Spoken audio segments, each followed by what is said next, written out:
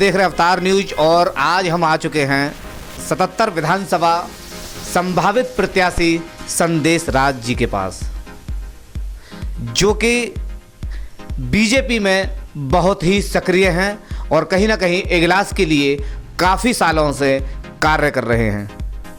कोई भी धरना प्रदर्शन हो या किसी के साथ किसी भी तरह की अप्रिय घटना हो, उसमें सबसे ज़्यादा बढ़ चढ़ कर हिस्सा अगर लेते हैं तो संदेश राज वहाँ लेते हैं, या कोई भी प्रदर्शन हो वहाँ अपने कार्यकर्ताओं के साथ अलीगढ़ से सीधा इजलास सबसे पहले पहुँचने में अगर सक्षम है तो संदेश राज सक्षम है।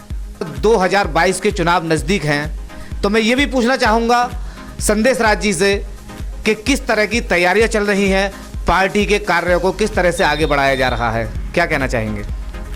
जैसा कि आप देख सकते हैं कि यशस्वी हमारे देश के प्रधानमंत्री माननीय नरेंद्र मोदी जी द्वारा पूरे प्रदेश को एक नई दिशा देने का कार्य किया है। वहीं आप देख सकते हो कि काशी विश्वनाथ जो हिंदुओं का एक बहुत ही प्राथमिक ज्योतिर्लिंगों में से एक है, उसका उन्होंने कायाकल्प किया। 400 साल पुराना उसका काशी विश्वनाथ का इतिहास है। उसमें उन्होंने इनका जो सपना देखा था काशी विश्वनाथ इस तरह का हो, ये महात्मा गांधी जी ने देखा था। लेकिन महात्मा गांधी जी पर केवल राजनीति की, उनके नाम पर केवल सरकार में आए और सदियों सदियों करीब 70 साल तक सरकार में रहे, लेकिन उनका सपना साकार भारतीय जनता पार्टी ने किया, देश के यशस्वी प्रधानमंत्री जी ने किया। क्योंकि जब 11 बार वो काशी विश्वनाथ गांधी जी गए थे, 1903 से लेकर 1916 तक वो 3 बार गए। उन्होंने देखा कि वहाँ कीचड़, कूड़े के ढेर, गंदगी, सांस लेने में दिक्कत, इस तरह की व्यवस्थाएं थी। तो उन्होंने अपनी आत्मकथा में भी लिखा कि भाई ये हिंदुओं का इतना बड़ा काशी विश्वनाथ प्रतीक है, लेकिन यहाँ पर ऐसी व्यवस्था अगर कोई आकर देखेगा तो हिंदुओं के बारे में उसकी सोच क्या होगी। लेकिन वहीं उन्होंने अपनी याद का सपना देख लिया था उन्होंने कि ये इसका एक दिन एक भव्य, एक विशाल इसका स्वरूप होगा। तो गांधी जी का सपना साकार करने का काम हमारे देश के प्रधानमंत्री नरेंद्र मोदी जी ने किया। वहीं पर वहाँ पर अहिल्याबाई होलकर, इंदौर की महारानी ने उसका वो कायाकल्प किया था उस टाइम जब उन्होंने भक्तों के लिए बहुत बड़ा परिसर बनवाने का कार्य किया। वहीं पंजाब के महाराज रणजीत सिंह ने 40 मन सोना देकर उसका शिखर को बहुत बड़ी विशाल, आज भी पश्चिम उत्तर प्रदेश में उसको स्वर्ण मंदिर कहा जाता है। तो बहुत ही मतलब इस तरह का जन विश्वास, 135 करोड़ लोगों का प्रधानमंत्री के लिए ऐसा जन विश्वास है। वो जन विश्वास के आधार पर देश के प्रधानमंत्री बने, जन विश्वास के आधार पर योगी जी हमारे उत्तर प्रदेश के मुख्यमंत्री बने। तो ये जन विश्वास यात्रा 19 तारीख को जो आ रही है, जिस तरह से अयोध्या में जन विश्वास के द्वारा राम मंदिर इतना भव्य बना, काशी विश्वनाथ जन विश्वास के में बना, और 135 करोड़ के अभिभावक हैं प्रधानमंत्री नरेंद्र मोदी जी। उन्होंने कोरोना की वैक्सीन मुफ्त, राशन मुफ्त, जिसमें आपको रिफाइंड चना और नमक और 35 किलो आटा, ये सब चीज़ व्यवस्था दे रहे हैं। तो बहुत ही एक जन विश्वास यात्रा मथुरा से निकलने वाली है, जिसका बहुत ही भव्य स्वागत इंगलास पे भारतीय जनता पार्टी के कार्यकर्ता और वाल्मीकि समाज के सैकड़ों कार्यकर्ताओं द्वारा इंगलास में उसका बहुत ही विशाल, ऐतिहासिक और भव्य स्वागत होगा। हमारे जो कृष्ण जी हैं, उनकी जो जन्मभूमि है उसको विकसित करने का कार्य जन समूह, जन विश्वास के द्वारा होगा। क्योंकि जब जन विश्वास के द्वारा 2022 में योगी जी की दोबारा पुनः सरकार बनेगी और मुख्यमंत्री की शपथ लेंगे, तो जन विश्वास के द्वारा उसका भी कायाकल्प किया जाएगा। अच्छा संदेश जी, मैं आपसे पूछना चाहूँगा, ये जो आप जन विश्वास यात्रा की जो बात कर रहे हैं, वो जन विश्वास यात्रा है वो कितने तारीख को निकलेगी? वह आप उस जन विश्वास यात्रा का इजलास में किस जगह पर, कहां पर उसका भव्य स्वागत करेंगे? ये जन विश्वास यात्रा जन जन के विश्वास को जीतने की यात्रा है, और जो हिंदुओं के जो उनके पौराणिक जो व्यवस्थाएं रही हैं उनको लौटाने का विश्वास है। जो देश की धरोहर है उनको बचाने के लिए सरकार में बैठना अति आवश्यक है। इसलिए मेरी जो अपने उत्तर प्रदेश की प्रत्येक जनता, प्रत्येक अपने हिंदू समाज और प्रत्येक अपने अल्पसंख्यक समाज, प्रत्येक अपने जैन बौद्ध सब जो धर्म के लोग हैं, वो जन विश्वास में आकर योगी जी को मजबूत बनाएं। प्रधानमंत्री जी को मजबूत बनाएं, जिससे कि अपना देश एक अलग स्वरूप में दिखाई दे।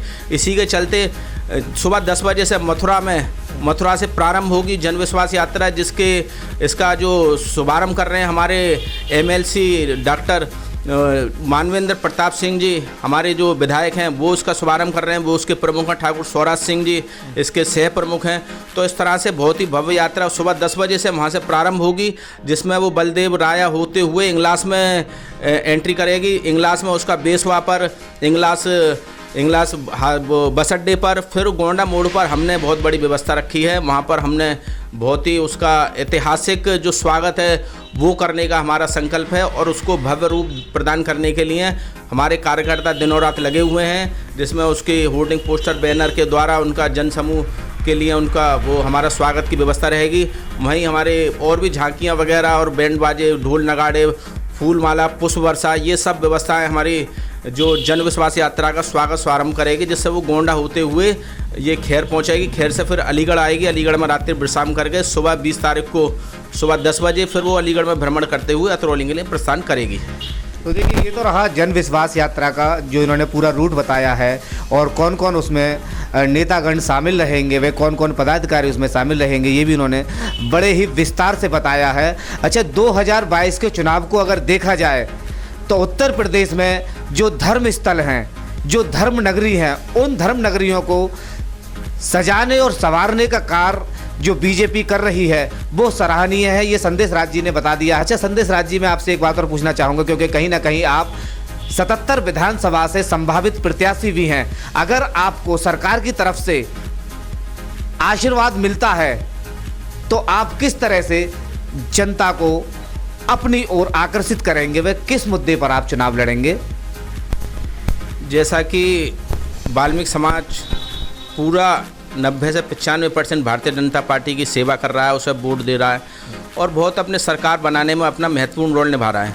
वहीं पर आज अगर मुझे भारतीय जनता पार्टी मौका देती है तो मैं इंगलास में कम से कम 7 साल से वहाँ की सेवा कर रहा हूँ। वहाँ के प्रत्येक अपने जो भारतीय जनता पार्टी के वरिष्ठ कनिष्ठ कार्यकर्ता, बंधु, बूथ अध्यक्ष, सेक्टर संयोजक, सबके संपर्क में रहता हूं। वहीं पर जन समस्याओं के लिए जो भी वहां पर गांव की कोई भी कैसी भी जब समस्या रहती है, मैं तत्काल प्रभाव से वहां पर मौजूद रहता हूं। मेरा कार्यालय भी तारपुर इंगलास में उपस्थित रहता है, मैं वहाँ पर बैठता हूँ, वहाँ पर कार्यकर्ता रहते हैं। तो इस तरह की जो भी व्यवस्थाएं वो सब इंगलास में रहती हैं। मेरी प्राथमिकता, अगर मुझे मौका देते हैं तो इंगलास में पहले जो इंगलास बाईपास की बहुत दिनों से मांग चल रही है वो मेरी प्राथमिकता रहेगी। और वहाँ पर जितनी भी जो अपने जो SC वर्ग के जो हरिजन एक्ट का दुरुपयोग करते हैं उस पर प्रतिबंध पूर्ण रूप से लगना चाहिए। भाई वो स्वाभाविक है, अगर कोई प्रताड़ित है तो उसका होना चाहिए, लेकिन इस तरह की जो व्यवस्था है वो नहीं होनी चाहिए। अगर किसी के साथ अत्याचार अगर हो रहा है हकीकत में, या उसको प्रताड़ित किया जा रहा है, तो स्वाभाविक है कि संदेश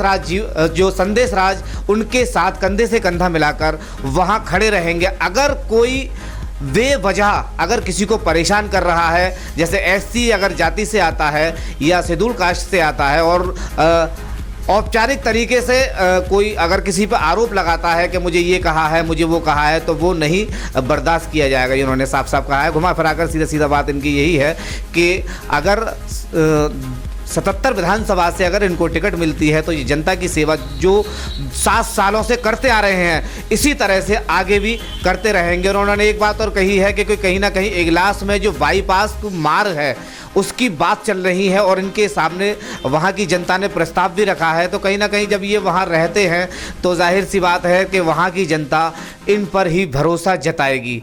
और अब देखते हैं 2022 का चुनाव और 19 तारीख को जन विश्वास यात्रा का किस तरह से भव्य स्वागत किया जाएगा।